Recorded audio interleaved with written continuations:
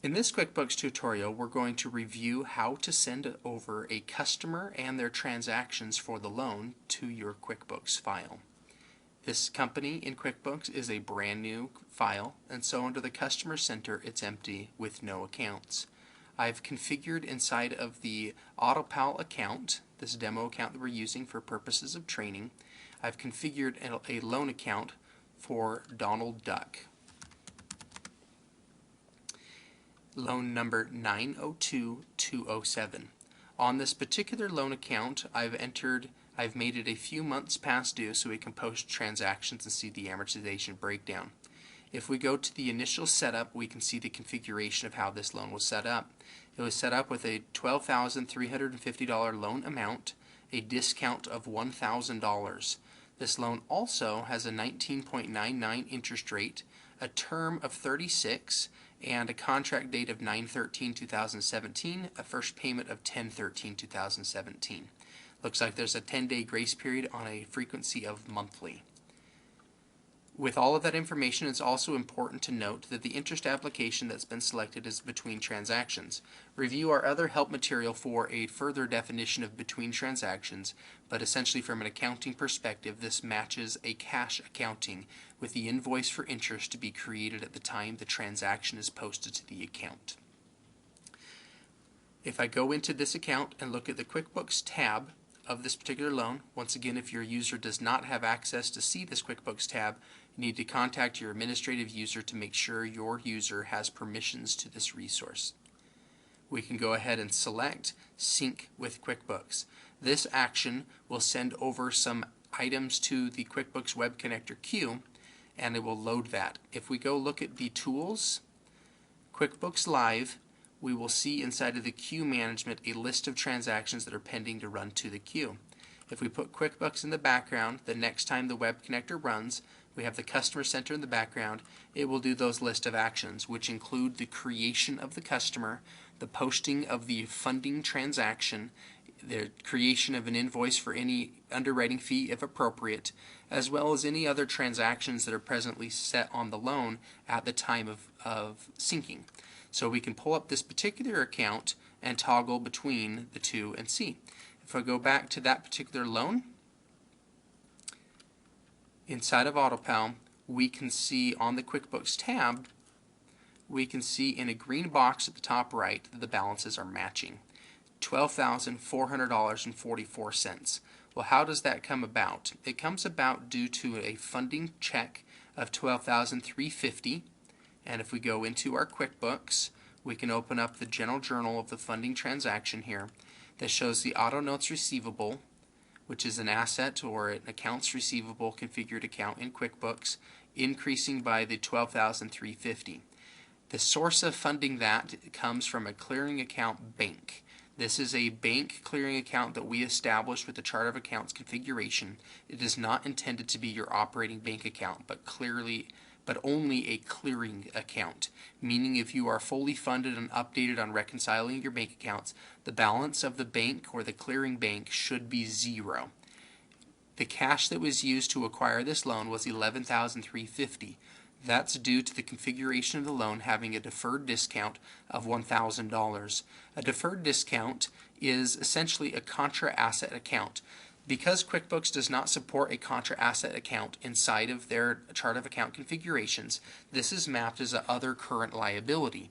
The deferred discount allows you to amortize and realize the income of the discount over the term of the loan, pushing the income forward into the future. We support a variety of calculations of this based off the configuration of the loan upon the setup. On the initial setup tab, we've elected for this particular account to do a discount split of yes, which means it's going to amortize and break out the discount over the term of the loan, and the discount calculation of straight line. There's a variety supported. Check with your CPA as to your company policies and rules of which calculation should be used. All of these calculations are consistent with an understanding of GAAP rules.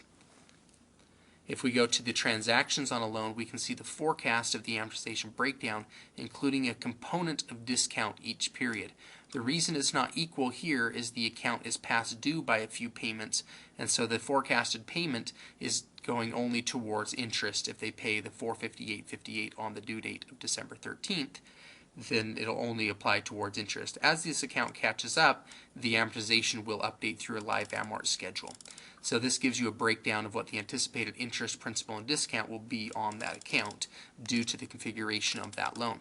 We've also configured this loan inside of QuickBooks, where it has already will have the funding transaction. There is not an underwriting fee on this particular loan. If so, there would be an underwriting fee on the account or an invoice, but there is a late fee on this loan based off the current configuration that was done of $50.44. If we pull up QuickBooks and go back to that customer, we can see also there's a second transaction of an invoice for $50.44 mapped accordingly with the late fee, the quantity description, amount, date, and invoice ID.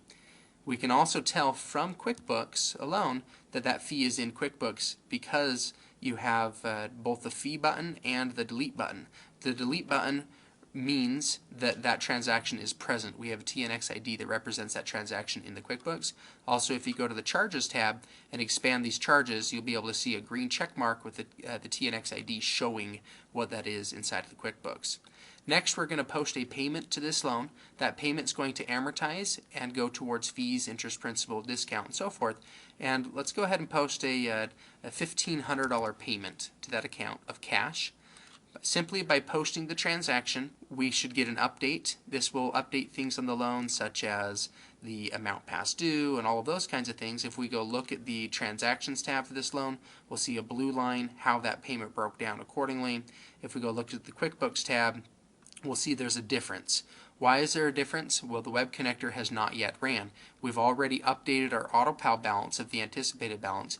QuickBooks, we're told it still has the same balance because the discount, payment, and paid interest are still missing their respective delete icon, representing it's not in QuickBooks. So you can, if you are missing a nice grid of fee delete, discount delete, payment delete, and paid interest delete, and so forth, then you know some items are pending in the queue. We can also see that if we go to Tools, QuickBooks Live, and look at the QWC Queue Management, there's a list of transactions pending in that queue. If we go to QuickBooks in the background and the web connector is running, based off the current configuration, it's running once every 10 minutes. You can change that to every 1 minute or any other desired option, and you don't need to have the auto run on if you don't desire, if you want to do a manual process. So that we don't have to wait for that, I'm going to select Update Selected here, and we'll see in the background on this particular customer a list of transactions automatically transmitting. So we see the posting of an invoice, a payment, and a general journal for the discount. We see the balance of $11,461.83. If we go back to AutoPal and go inside of that particular loan and refresh the QuickBooks tab, we now have a green box indicating that AutoPal balance and QuickBooks balance are matching, and the grid matches as well. We send over a variety of transactions when an account is created. This includes the options here of the account setup, which sends over all presently set up payments transactions on that loan. The customers, it sends up the creation of the customer. Most common issues are if a customer is a duplicate customer, meaning it already exists inside of QuickBooks. The naming convention that we send over on customers here is account number space dash space last name comma first name, and this does get trimmed to a maximum number of characters. I believe it's 28 characters that it gets limited to. If you have exactly this name existing, then you will receive an error when you try to send over to create another customer by exactly that name. You will need to make the name unique, resend, and then merge the two if they are in fact the same customer account. Other common issues are if you have transactions that are missing, or if you're bringing over transactions after a cutoff date and you need to do a modification or a change from your previous way to migrate the data from maybe summary postings, if you've done that historically, over to individual transactions posting. Now that these transactions have posted, we have a payment sitting in undeposited funds, the $1,500. This is up to you to take those from undeposited funds and to deposit them to the appropriate bank account. We also have a funding transaction from our bank account that is showing the amount that was funded in that check that was written to dealer site as the vendor. It is up to you to reconcile and keep your bank account up to date and use